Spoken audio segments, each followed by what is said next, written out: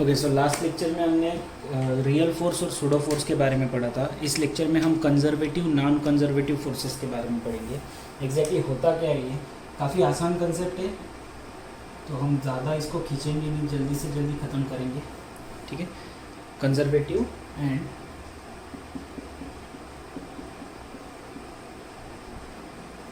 Non conservative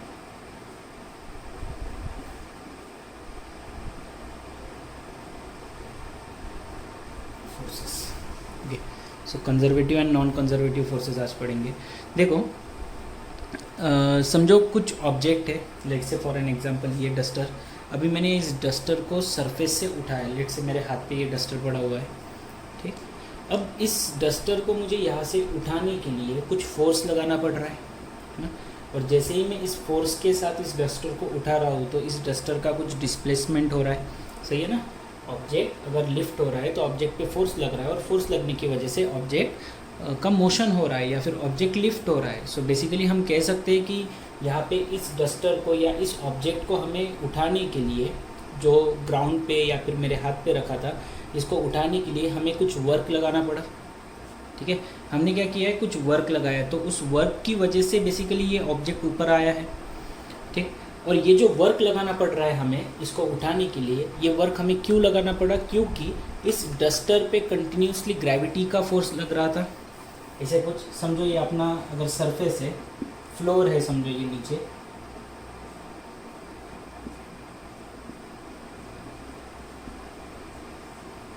ठीक है, ये अपना एक फ्लोर है समझो। इस फ्लोर पे यहाँ पे हमने इस फ्लोर पे हमने समझो एक डस्टर रखा हुआ था। इस डस्टर को मुझे अगर उठा के यहाँ तक, इस हाइट तक लाना है, तो मुझे कुछ फोर्स लगाना पड़ रहा है ऊपर की ओर। और इस फोर्स लगाने की वजह से h इतना हाइट या फिर x इतना डिस्प्लेसमेंट हुआ है, समझो यहाँ से यहाँ तक आ गया, ये डस्टर उठाया हमने, यहाँ से यहाँ तक ऊपर तक लेके आए, तो because of the application of this force वहाँ पे बॉडी का क्या हुआ है, डिस्प्लेसमेंट हुआ है। सो फोर्स लगने की वजह से अगर बॉडी का डिस्प्लेसमेंट हो रहा है तो हम कह सकते हैं कि बेसिकली इस ऑब्जेक्ट को यहाँ से यहाँ तक लाने के लिए हमें क्या लगाना पड़ा, कुछ वर्क। क्योंकि आप सभी को पता होगा कि वर्क इज़ नथिंग बट क्या होता है, फोर्स इनटू डिस्प्लेसमेंट। जब भी हम किसी बॉडी पे फोर्स अप्लाई करते हैं, so because of the application of the force उस बॉडी का अगर डिस्प्लेसमेंट हो रहा है तो हम कहते हैं कि वहाँ पे हुआ क्या है, because of the application of force अगर उस बॉडी का डिस्प्लेसमेंट हुआ है तो हम कहते हैं कि उस बॉडी पे हमने क्या अप्लाई किया, वर्क। तो ये वर्क क्यों लगा है, क्योंकि इस ऑब्जेक्ट पे जब हमने ऊपर की ओर फोर्स लगाया तो उस वक्त इस ऑब्जेक्ट पे नीचे की ओर ग्रेविटी का फोर्स लग रहा था, सही है ना। नीचे की ओर क्या हो रहा था, ग्रेविटेशनल फोर्स लग रहा था। तो उस ग्रेविटेशनल फोर्स की अगेंस्ट हमने फोर्स लगा के इस ऑब्जेक्ट का मोशन करवाया है। ठीक है, उस ग्रेविटेशनल फोर्स की अगेंस्ट हमने फोर्स लगा के इस ऑब्जेक्ट को उठाया है। ठीक, क्लियर है ये चीज़।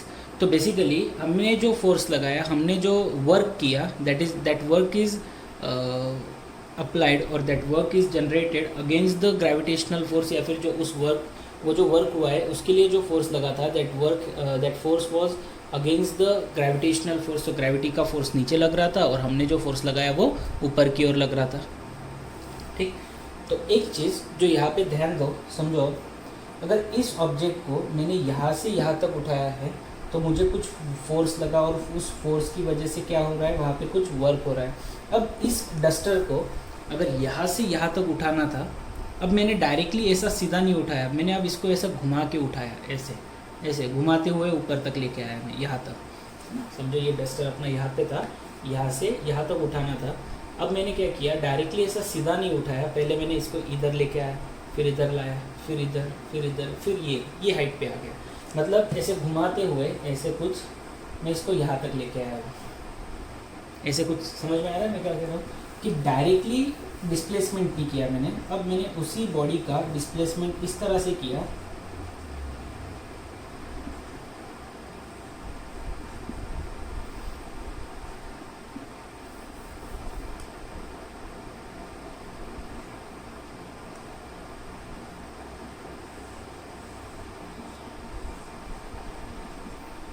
यहाँ पे ये जो अपनी बॉडी थी और ये उसकी फाइनल पोजीशन है, ये इनिशियल, ये फाइनल, और ये हुआ है उसका डिस्प्लेसमेंट। पहली केस में डायरेक्टली सीधा सीधा उठाया था ऐसे।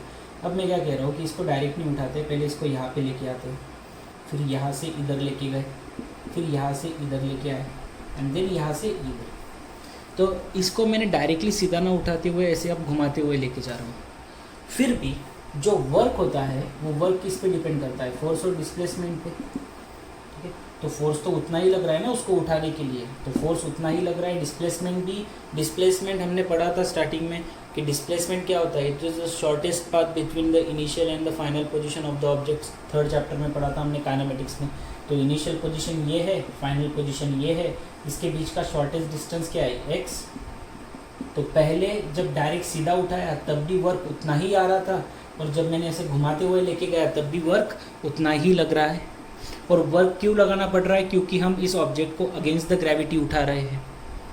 ठीक है, अब इसी ऑब्जेक्ट को मैं ऊपर से नीचे की ओर अगर लेके आऊँ, तो इस तरह से अगर मैं इसको नीचे ला रहा हूँ, तब भी इस ऑब्जेक्ट पे जो वर्क लग रहा है वो वर्क उतना ही रहेगा जितना नीचे से ऊपर उठाने में जितना वर्क लगा है, उतना ही वर्क ऊपर से नीचे आने में भी लग रहा है। ठीक है, तो बेसिकली कहना क्या चाहता हूँ मैं यहाँ पे कि अपना जो ऑब्जेक्ट पे जो वर्क लग रहा था, या फिर अपने ऑब्जेक्ट का जो कुछ भी डिस्प्लेसमेंट हुआ है यहाँ पे, जो कुछ भी मोशन हुए ऑब्जेक्ट के, वो पहले यहाँ से यहाँ तक आया, ये डायरेक्टली सीधा सीधा ऊपर उठा था, फिर ऊपर से नीचे लेके आया। पहला मोशन अपवर्ड में हुआ, दूसरा मोशन यहाँ पे, एक मोशन तो हमने घुमाते हुए किया। तो तीनों केस में हम ऑब्जर्व कर पाते हैं कि जो वर्क लगा है वो तीनों केसेस में सेम है।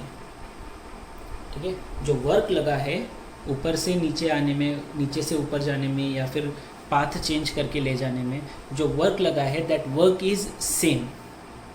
ठीक, तो ऐसा जो वर्क होता है, देखो ध्यान से सुनो, मैं अब कंजर्वेटिव फोर्स का डेफिनेशन बता रहा हूँ कि वर्क डन बाय और work done against a force which is independent of the actual path, so that force is said to be a conservative force। क्या कहा, किसी फोर्स से अगर हम वर्क अप्लाई कर रहे हैं, समझो किसी फोर्स की वजह से अगर वर्क हो रहा है, या फिर किसी फोर्स के अगेंस्ट वर्क हो रहा है, लेकिन अगर वो फोर्स इंडिपेंडेंट है उस पाथ पे, तो उस तरह के फोर्स को हम क्या कहते हैं, that kind of force is called as a conservative force. कहने का मतलब यही है कि ऐसा कोई फोर्स है जो उसकी पाथ पे डिपेंड नहीं करता है।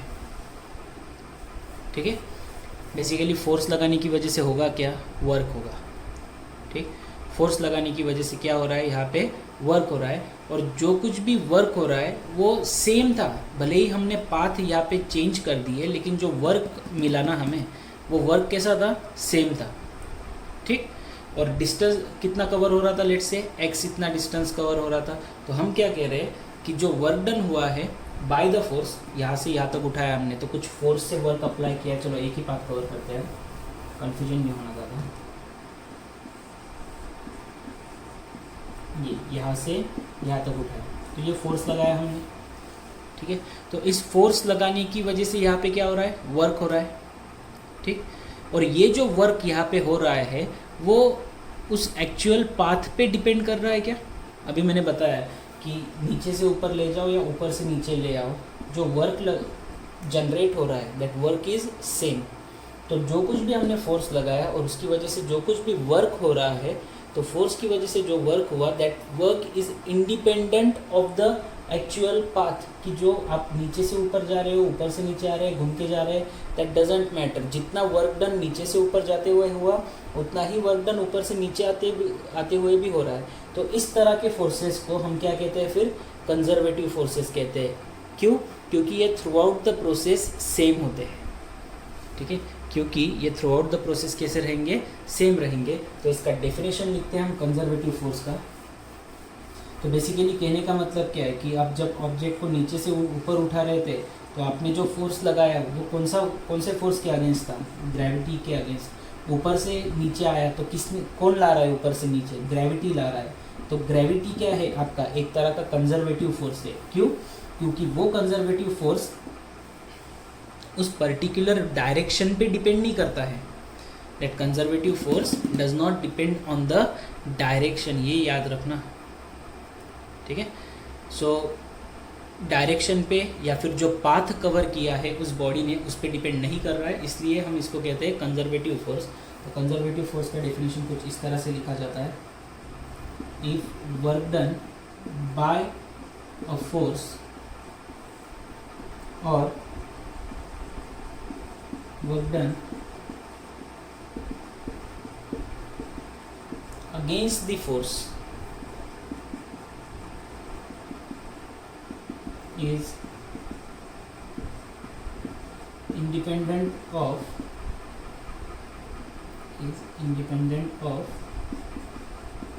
actual path। जो बॉडी एक्चुअल पाथ ट्रैवल कर रही है उस पर अगर डिपेंड नहीं करता है कि वहाँ पे कितना वर्क अप्लाई हुआ है या फिर उसने कितना वर्क लगाया है, so that kind of force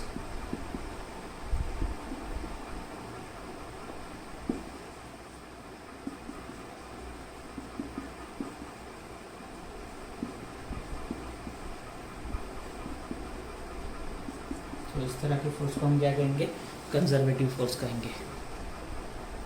ठीक है, तो इस तरह के फोर्स को हम क्या कहने वाले हैं, कंजर्वेटिव फोर्स कहने वाले हैं। सिंपल कंसेप्ट, ज़्यादा घुमाते नहीं है। अगर आपको कन्फ्यूजन हुआ हो तो सिंपली इतना याद रखो कि अगर किसी फोर्स की वजह से किसी बॉडी पे वर्क हो रहा है, किसी फोर्स अप्लाई करने की वजह से अगर किसी बॉडी पे वर्क हो रहा है, चाहे वो फोर्स की वजह से हो रहा हो चाहे वो फोर्स की अगेंस्ट हो रहा हो, तो अगर वो फोर्स इंडिपेंडेंट है उसकी पाथ पे, कि आप नीचे से ऊपर जा रहे हो, ऊपर से नीचे आ रहे हो, घूम के जा रहे हो, उसकी अगर पाथ पे वो फोर्स की वजह से जो वर्क डन आ रहा है वो डिपेंड नहीं करता है, so that kind of force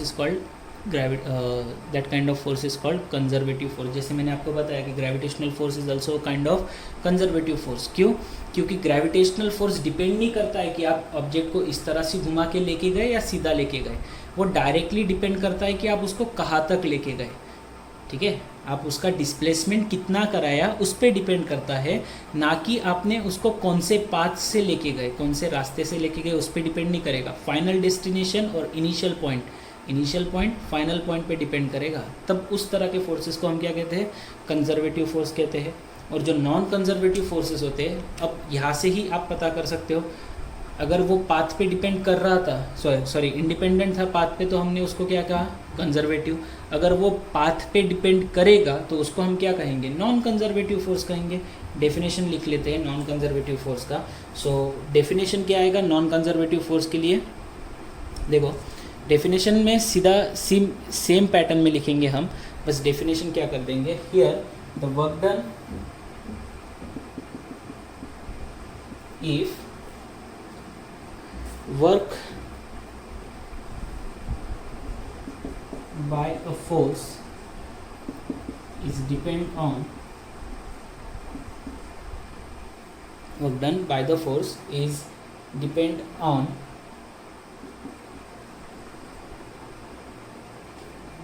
the path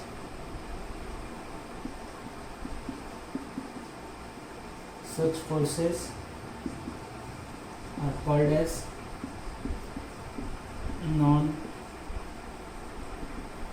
conservative forces. So जो फोर्सेस की वजह से पाथ पे डिपेंड करते हैं उन मतलब ऐसा कह सकते हो आप कि ऐसे फोर्सेस कि जो पाथ के अकॉर्डिंग चेंज होते हैं, उस तरह के फोर्सेस को हम नॉन कंजर्वेटिव फोर्सेस कहते हैं। जैसे एग्जांपल के तौर पे आप फ्रिक्शन ले सकते हो, है ना। अगर मैं समझो फॉर एन एग्जांपल, ये रास्ता है आपका, दिख रहा है, फॉर एन एग्जांपल हम कंसिडर करते हैं ये रास्ता है और यहाँ पे आप गाड़ी चला रहे हो, ये सीधा रास्ता है, ठीक है। तो यहाँ पे कुछ वेलोसिटी के साथ आप गाड़ी चला रहे थे, इस पर कुछ फोर्स अप्लाई हुआ, फोर्स की वजह से डिस्प्लेसमेंट हो रहा है, तो कुछ वर्क जनरेट हो रहा है। वही मैं अगर कहूँ इस रास्ते को आपने अब इस तरह से टेढ़ा मेढ़ा कर दिया, तो ये गाड़ी को इस तरह से जाना होगा, तो आपको सीधे से मतलब आप क्लियरली बोल सकते हो कि यहाँ पे दोनों पाथ डिफरेंट है, और यहाँ पे जितना फ्रिक्शन लगने वाला था उससे ज़्यादा ही फ्रिक्शन इस तरफ आएगा, बराबर है या नहीं।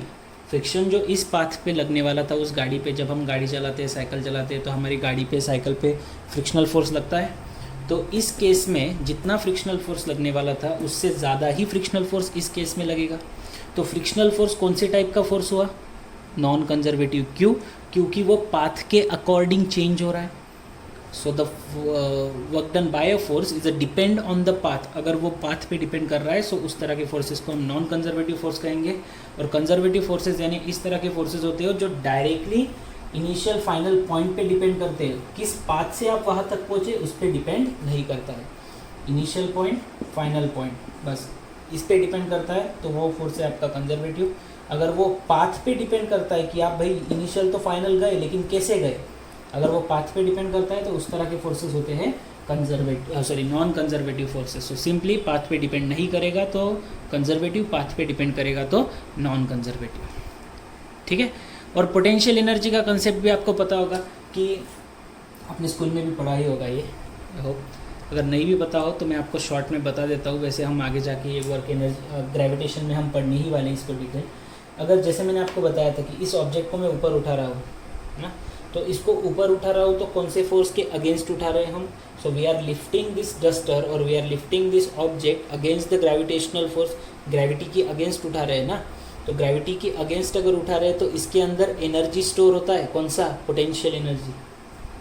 ठीक है। इस ऑब्जेक्ट को अगर यहाँ से यहाँ तक मैं उठा रहा हूँ तो ये जो डिस्प्लेसमेंट हुआ उसका, इस डिस्प्लेसमेंट की वजह से उसके अंदर क्या आ जाता है? पोटेंशियल एनर्जी आता है। ठीक है। किसका? जब भी आप वर्क करते हो अगेंस्ट द फोर्स सो वहाँ पे एक एनर्जी स्टोर होता है। अरे एक मिनट।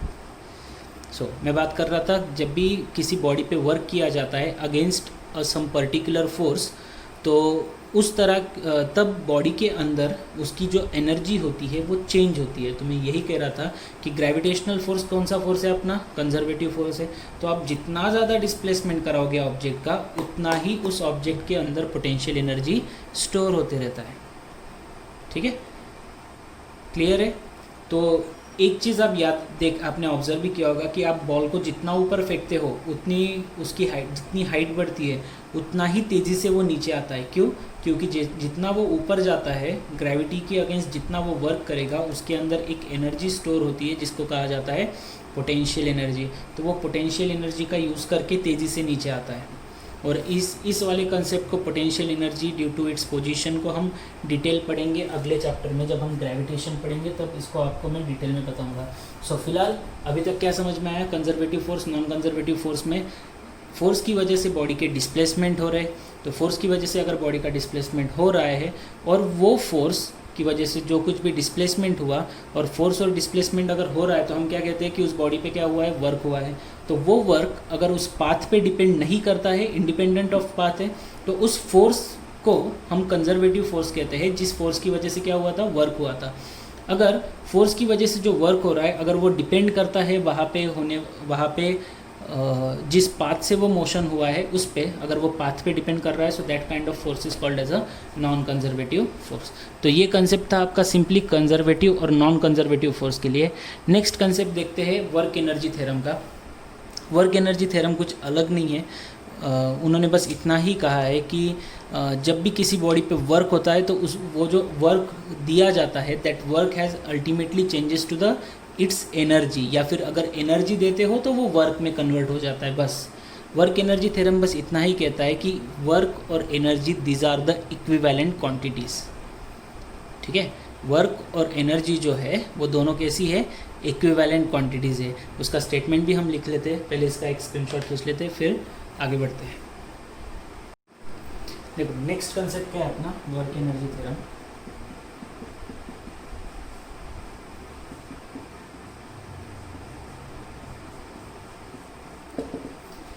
अब एक एग्जांपल मैं आपको बताता हूँ। चलो एक समझो बॉल है जिसको हमने ऊपर फेंका, हवा में फेंक रहे हैं, तो इसको हमने कुछ फोर्स के साथ ऊपर फेंकना पड़ेगा।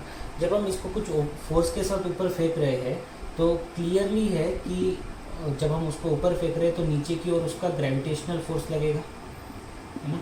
और ग्रेविटेशनल फोर्स की वजह से ये बॉल जैसे जैसे ऊपर जाएगा उसकी वेलोसिटी कम होते जाएगी। हमने जब फेंका है तो वेलोसिटी ज़्यादा है, जैसे जैसे ऊपर जा रहा है उसकी वेलोसिटी कम होते जा रही है। तो जब आप फेंकते हो तो उसके अंदर एक वेलोसिटी होती है। और आप सभी को पता होगा कि काइनेटिक एनर्जी का फॉर्मूला क्या होता है? Half mv²। यम क्या होता है? Mass of the ball. Mass तो चेंज नहीं होता, किसी बॉल को हवा में फेंका तो उसका मास तो चेंज नहीं होता है, 1/2 नंबर है। क्या चेंज होता है? वेलोसिटी। तो जैसे जैसे ऊपर जा रहा है बॉल, वेलोसिटी क्या होती जा रही है? कम होते जा रही है। तो कम हो रही है इसका मतलब क्या है कि वेलोसिटी ऊपर जाते हुए कम हो रही है, इसका मतलब काइनेटिक एनर्जी भी कम हो रहा है। तो ऊपर जाते हुए अगर बॉडी का, इस बॉल का काइनेटिक एनर्जी कम हो रहा है तो वो किसकी वजह से हो रहा है? क्योंकि ये जो अपना ऑब्जेक्ट है, that object is moving against the gravitational force और अगेंस्ट द कंजर्वेटिव फोर्स कह सकते हो आप। ठीक है, क्या कहा मैंने कि बेसिकली ये ऑब्जेक्ट अगर नीचे से ऊपर जा रहा है तो इसकी वेलोसिटी कम होते जा रही है। अगर वेलोसिटी कम हो रहा है तो काइनेटिक एनर्जी भी डिक्रीज हो रहा है। और वो क्यों हो रहा है? क्योंकि ये जो ऑब्जेक्ट है अपना, ये अगेंस्ट द ग्रेविटेशनल फोर्स जा रहा है। और ऐसा कह सकते हो आप कि दिस बॉडी और this ball is moving against the conservative force. ठीक, और ये जो वर्क पर, अब ये बिकॉज ऑफ हमने स्टार्टिंग में कुछ फोर्स लगाया, लेकिन ये ग्रेविटेशनल फोर्स की अगेंस्ट डिस्प्लेसमेंट कर रहा है ना, ऊपर जा रहा है। तो मैं ऐसे कह सकता हूँ कि ये ग्रेविटेशनल फोर्स की अगेंस्ट वर्क कर रहा है, क्योंकि फोर्स लगा उसी के बाद इसका डिस्प्लेसमेंट हुआ। So this object is moving against the gravitational force, या ऐसा कह सकते हो कि this object is performing some work against the conservative force. जो कंजर्वेटिव फोर्स था उसके अगेंस्ट ये ऑब्जेक्ट अपना कुछ वर्क कर रहा है। ठीक है, so against the conservative force अगर ये वर्क कर रहा है तो होता क्या है यहाँ पे देखो, जो कुछ भी फोर्स हमने लगाया था, बेसिकली हमने क्या दिया? वेलोसिटी, यानी हमने क्या दिया था बॉडी को? काइनेटिक एनर्जी दिया था। और उस काइनेटिक एनर्जी का कन्वर्जन ये किस में करने लग गया? इस काइनेटिक एनर्जी का यूटिलाइजेशन किसके लिए किया इस ऑब्जेक्ट ने? वर्क परफॉर्म करने के लिए। तो कितना वर्क करेगा? जैसे जैसे ऑब्जेक्ट ऊपर जाएगा, आपने देखा होगा कि ऊपर टॉप पॉइंट पे जाके इसका वेलोसिटी 1 सेकंड के लिए अपना बॉल जो है वो रुक जाता है ना। यानी यहाँ पे उसकी वेलोसिटी क्या हो जाती है? 0। वेलोसिटी 0 यानी इस टॉप पॉइंट पे काइनेटिक एनर्जी क्या हो जाता है? 0। तो यहाँ पे जो काइनेटिक एनर्जी था हाफ mv², ये ऊपर जाते जाते 0 हो गया। इसका मतलब तो यही हुआ ना, वर्क क्या होता है? Force into displacement. आपने फोर्स को एक बार लगा के छोड़ दिया था, फेंक दिया, ऊपर फोर्स लगा दिया। सो बेसिकली जैसे ये काइनेटिक एनर्जी हमने अप्लाई किया था, तो इस काइनेटिक एनर्जी का कन्वर्जन किसके अंदर हो रहा है? वर्क के अंदर। क्यों? क्योंकि ये अगेंस्ट द ग्रेविटेशनल फोर्स ऊपर जा रहा है। जैसे जैसे ऊपर जा रहा है तो इसका डिस्प्लेसमेंट क्या होते जा रहा है? नीचे से ऊपर जा रहा है तो इसका डिस्प्लेसमेंट क्या हो रहा है? इंक्रीज हो रहा है। डिस्प्लेसमेंट इंक्रीज हो रहा है यानी वर्क क्या हो रहा है? इंक्रीज। तो हम कह सकते हैं कि बेसिकली यहाँ पे काइनेटिक एनर्जी का कन्वर्जन किस में हो गया? वर्क में। वही अगर हम रिवर्स कंडीशन लें कि अगर ऑब्जेक्ट अब ऊपर आ चुका है, ऊपर से फोर्स लगाने वाला कोई नहीं है, तो ऑब्जेक्ट अब नीचे आएगा। नीचे क्यों आ रहा है? Because of the gravitational force, यानी because of the conservative force ये ऑब्जेक्ट का ऊपर से क्या आ रहा है? ऊपर से कहाँ आ रहा है? नीचे। तो ऑब्जेक्ट के पास ऊपर क्या है? वर्क है। और जैसे जैसे नीचे आ रहा है ऑब्जेक्ट का वेलोसिटी, हम देखते हैं कि ऑब्जेक्ट जैसे जैसे बॉल अपना ऊपर से नीचे आता है उसकी वेलोसिटी बढ़ते जाती है। तो हम ऐसा फिर से एक बार कह सकते हैं कि ये जो वर्क था किस में कन्वर्ट हो रहा है? वेलोसिटी इंक्रीज हो रहा है, यानी वो किसके अंदर कन्वर्ट हो रहा है? काइनेटिक एनर्जी की फॉर्म में कन्वर्ट हो रहा है। तो क्या कहा मैंने? फिर से एक बार दोहराता हूँ। देखो, बॉल को आपने नीचे से ऊपर की ओर फेंका तो नीचे की ओर लग रहा था अपना ग्रेविटेशनल फोर्स, और फेंका यानी आपने क्या दिया? बॉल को वेलोसिटी दिया। तो वेलोसिटी दिया यानी बेसिकली आपने क्या दिया है? काइनेटिक एनर्जी दी है। तो उस काइनेटिक एनर्जी का कन्वर्जन जैसे जैसे बॉल ऊपर जा रहा है वो वर्क ग्रेविटेशनल फोर्स की अगेंस्ट ऊपर जा रहा है, और ऊपर जा रहा है इसका मतलब उसका डिस्प्लेसमेंट हो रहा है। तो फोर्स की अगर अगेंस्ट डिस्प्लेसमेंट हुआ यानी हम क्या कह सकते हैं? वर्क हुआ। डिस्प्लेसमेंट हो रहा है ना ऑब्जेक्ट का फोर्स की अगेंस्ट, तो यहाँ पे क्या हो रहा है? वर्क हो रहा है। तो हम क्या ऑब्जर्व कर पाते हैं कि बॉल जैसे ऊपर जा रहा है उसकी वेलोसिटी कम होते जाती है, इसका मतलब काइनेटिक एनर्जी भी कम हो रही है। तो क्यों कम हो रही है? क्योंकि अपना बॉल ग्रेविटेशनल फोर्स की अगेंस्ट जा रहा है। तो धीरे धीरे जैसे ये बॉल ऊपर जा रहा है वेलोसिटी कम हो रही है, काइनेटिक एनर्जी घट रही है, और वही काइनेटिक एनर्जी का कन्वर्जन किस में होते जा रहा है? वर्क में होते जा रहा है। जैसे जैसे बॉल ऊपर जाता है टॉप पोजीशन पे वेलोसिटी 0, काइनेटिक एनर्जी 0 हो जाता है, लेकिन डिस्प्लेसमेंट तो मैक्सिमम बन गया। और हमें पता है कि वर्क इक्वल टू क्या होता है? Force into displacement. Displacement maximum तो वर्क भी मैक्सिमम। तो यहाँ से हम कह सकते हैं कि जिस बॉल को हमने नीचे से फेंका था, जिसको हमने काइनेटिक एनर्जी दी थी, वो काइनेटिक एनर्जी पूरी तरह से किस में कन्वर्ट हो गई? वर्क में। और जैसे बॉल ऊपर से नीचे आ रहा है अब, तो उसकी वेलोसिटी क्या थी, जीरो, काइनेटिक एनर्जी जीरो था। लेकिन जैसे जैसे बॉल नीचे आ रहा है तो वैसे वैसे उसकी वेलोसिटी क्या होती है, इंक्रीज होते जाती है। तो हम फिर से एक बार कह सकते हैं कि वर्क का कन्वर्जन अब किस में हो रहा है, ऊपर से नीचे आ रहा है तो डिस्प्लेसमेंट क्या हो रहा है, कम कम होते जा रहा है ना, ऊपर से नीचे आ रहा है तो डिस्प्लेसमेंट कम। सो वर्क का कन्वर्जन फिर से एक बार किस में हो रहा है, काइनेटिक एनर्जी में। और ऐसे भी कह सकते हो आप कि जो वर्क होता है, ध्यान से सुनना ये चीज़, that work is happening against the gravitational force कह रहा हूँ मैं। अगर किसी भी ऑब्जेक्ट को अगेंस्ट द ग्रेविटेशनल फोर्स अगर मोशन किया जाता है तो उस ऑब्जेक्ट में एनर्जी रहता है, कौन सा, पोटेंशियल एनर्जी। यानी वर्क इज इक्विवेलेंट कह सकते हो आप किसके साथ, पोटेंशियल एनर्जी के साथ। तो ये बॉल जो नीचे से ऊपर जा रहा था, मैंने क्या कहा आपको, काइनेटिक एनर्जी का कन्वर्जन किस में हुआ, वर्क में। एक्चुअली वो काइनेटिक एनर्जी का कन्वर्जन किस में होता है, पोटेंशियल एनर्जी भी कह सकते हो या फिर वर्क भी कह सकते हो। तो वर्क एनर्जी थ्योरम यही कहता है कि वर्क और एनर्जी ये दोनों क्वांटिटीज जो है वो इक्विवेलेंट है। वर्क और एनर्जी ये दोनों क्वांटिटीज जो है वो कैसी है, इक्विवेलेंट, यानी वो एक दूसरे की फॉर्म में चेंज हो सकती है। ठीक है, जैसे ये फॉर एन एग्जांपल एक गाड़ी है, मैंने क्या किया, इसको पीछे से आके साइकिल है समझो, पूरी ताकत से फोर्स लगाई। तो फोर्स लगाने की वजह से इस गाड़ी का क्या होगा, डिस्प्लेसमेंट होगा x। तो बेसिकली क्या कह सकते हो आप, इस गाड़ी पे क्या हुआ है, वर्क अप्लाई हुआ है। इस गाड़ी ने क्या किया, वर्क किया, ठीक है, फोर्स लगा, उसका डिस्प्लेसमेंट हुआ। तो क्या कह सकते हो आप, गाड़ी का क्या हुआ है, वर्क हुआ है। लेकिन आप ये भी तो सोचो कि पहले गाड़ी कैसी थी, रेस्ट में थी एक जगह पे, लेकिन जब फोर्स लगाया और फोर्स की वजह से डिस्प्लेसमेंट हुआ तो हम कह रहे हैं कि वर्क हुआ है। लेकिन उसकी वेलोसिटी भी तो बढ़ गई, पहले रेस्ट में था, अब चल रही है गाड़ी, मोशन में है, तो उसकी वेलोसिटी बढ़ गई, यानी वेलोसिटी चेंज हुई। और काइनेटिक एनर्जी क्या होता है, वही हाफ mv², मास चेंज नहीं होता है। ऐसा तो नहीं है कि गाड़ी चल के आई तो उसका मास चेंज हो गया, 1/2 नंबर मास नंबर, वेलोसिटी क्या हुआ, चेंज, यानी उसकी काइनेटिक एनर्जी क्या हुई, चेंज हुई। तो मैं कह सकता हूँ जैसे ही गाड़ी का वर्क हुआ तो उसमें क्या आ गई, काइनेटिक एनर्जी आ गई। सो जितना आप वर्क लगाते हो उतना सब कुछ कन्वर्ट हो जाता है किसमें, काइनेटिक एनर्जी में। ठीक है, तो यहाँ पे हम वर्क एनर्जी थ्योरम का कंक्लूजन बस इतना ही लिख सकते हैं कि that work and the energy are the equivalent quantities. Work energy theorem में बस इतना ही लिखना,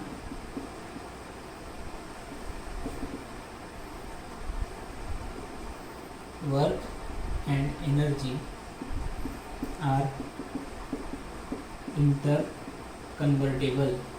कन्वर्टेबल यानी एक दूसरे के अंदर वो एक्सचेंज हो सकते, कन्वर्ट हो सकते। That is they are equivalent quantities. बस ज़्यादा कुछ फैंसी वर्ड्स या उसका कुछ यूज़ करने की ज़रूरत नहीं है, सिंपल रखते हैं। वर्क और एनर्जी इक्विवेलेंट है, यानी वर्क का कन्वर्जन एनर्जी में, एनर्जी का कन्वर्जन वर्क में हो सकता है, या फिर यही होता है, ऐसा भी कह लो। ठीक है, वर्क का कन्वर्जन एनर्जी में और एनर्जी का कन्वर्जन वर्क में होते ही रहता है। ठीक, नेक्स्ट कंसेप्ट पढ़ेंगे इसके बाद, law of conservation of linear momentum. Law of conservation of linear momentum काफ़ी इंपॉर्टेंट है, बहुत से क्वेश्चन आते हैं इसमें कॉम्पिटिटिव एग्जाम में। क्या है law of conservation of linear momentum, समझ लो पहले। मोमेंटम याद है आपको, मोमेंटम क्या था, the total motion possesses by the body. ठीक है, या फिर मैंने ऐसे भी कहा था कि product of mass and velocity is called as a momentum. Product of mass and velocity is called as a momentum. देखो अब इसको एक एग्जांपल से समझाता हूँ। एक गाड़ी है, उसका मास है समझो m, ठीक है, उसकी इनिशियली वेलोसिटी कितनी है u, आपने लगाया उस पर फोर्स, ये u वेलोसिटी से आगे जा रही थी, समझो ये साइकिल है, आप चला रहे हो, साइकिल का मास m है, आप कुछ u वेलोसिटी के साथ साइकिल चला रहे हो। आपका दोस्त आया पीछे से और उसने बहुत ताकत से, उसकी पूरी ताकत से, f इतने फोर्स से अगर उस साइकिल पे फोर्स लगाया है, so because of this application of force इस साइकिल की स्पीड जो है वो बढ़ जाएगी। मास तो उतना ही रहेगा, साइकिल का मास थोड़ी ना चेंज होगा। साइकिल का मास चेंज नहीं होगा, लेकिन फोर्स लगने की वजह से इस साइकिल की स्पीड क्या हो जाएगी, चेंज। तो क्या मोमेंटम क्या हुआ, चेंज, क्योंकि मोमेंटम क्या होता है, मास इनटू वेलोसिटी। मोमेंटम को हम p से डिनोट करते हैं ना। तो पहले मोमेंटम कितना था, m इंटू यू, बाद में मोमेंटम कितना हो गया, m इंटू वी। मास तो उतना ही रहा, लेकिन वेलोसिटी क्या हो गई, इंक्रीज हुई। तो यहाँ पे मोमेंटम क्या हुआ है, चेंज। कब चेंज हुआ मोमेंटम, जब हमने उस बॉडी पे क्या लगाया था, फोर्स। मोमेंटम कब चेंज हुआ, जब हमने उस बॉडी पे क्या अप्लाई किया, एक्सटर्नल फोर्स अप्लाई किया। तो अगर मैं ये फोर्स अप्लाई नहीं करता तो इस बॉडी का मोमेंटम चेंज होने वाला था, नहीं। तो law of conservation of momentum यही कहता है कि अगर हमने किसी बॉडी पे फोर्स अप्लाई नहीं किया तो बॉडी का मोमेंटम चेंज नहीं होगा। सो दैट्स इट, सिंपल, ठीक है।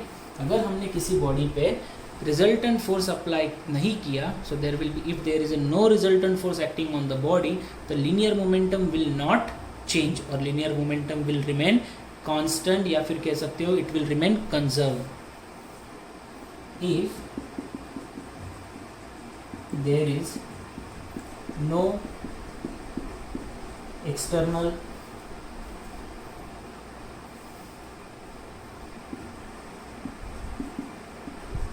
resultant force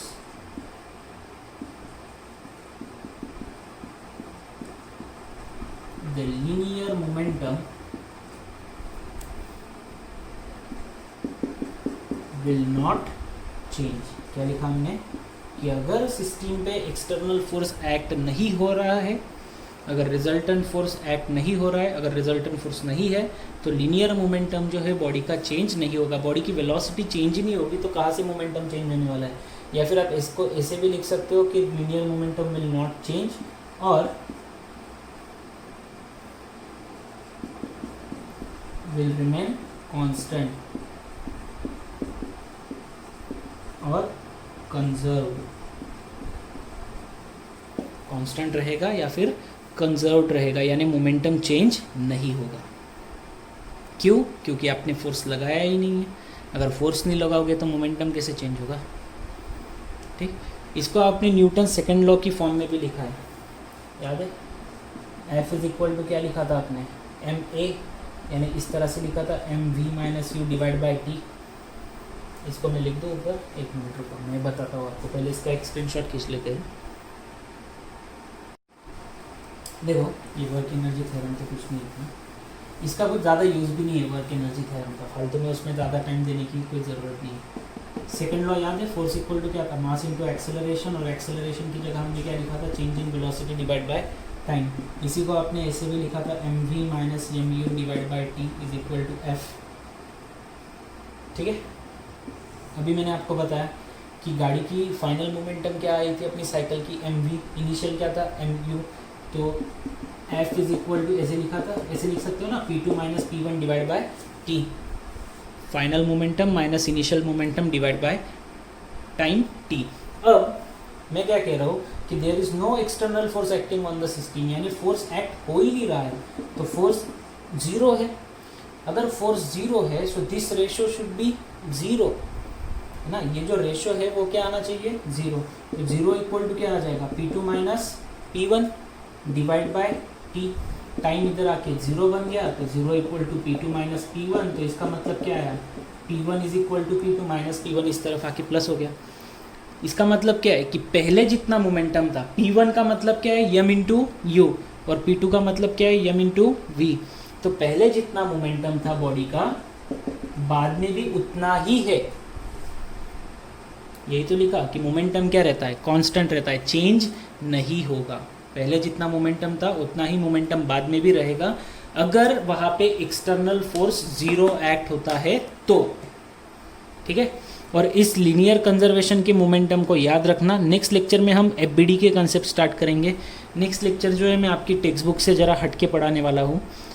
उसमें कुछ न्यूमेरिकल्स के कंडीशन में आपको पढ़ाऊँगा, फ्री बॉडी डायग्राम कैसे होता है, स्ट्रिंग कैसे काम करती है, स्प्रिंग कैसे काम करती है, बॉडीज़ में कांटेक्ट मोशन कैसे होता है। वो 2-3 कंसेप्ट है एप्लीकेशन बेस, वो मैं आपको पढ़ाने वाला हूँ, जो कि कॉम्पिटिटिव एग्ज़ाम्स में ज़्यादा करके यूज़ होता है। आपकी बोर्ड की टेक्स्ट बुक में नहीं दिया हुआ है, पर ऐसे बराबर नहीं दिया हुआ है, ऐसे कैसे मतलब कैसे भी दे दिया है उन्होंने, बस देना था इसलिए कुछ भी दे दिया। उसको हम थोड़ा सेपरेट करके अच्छे से पढ़ेंगे। तो आज का लेक्चर यही ख़त्म करते हैं। नेक्स्ट लेक्चर बहुत इंपॉर्टेंट रहेगा, तो सब ने ज़रूर देखना है अगला लेक्चर।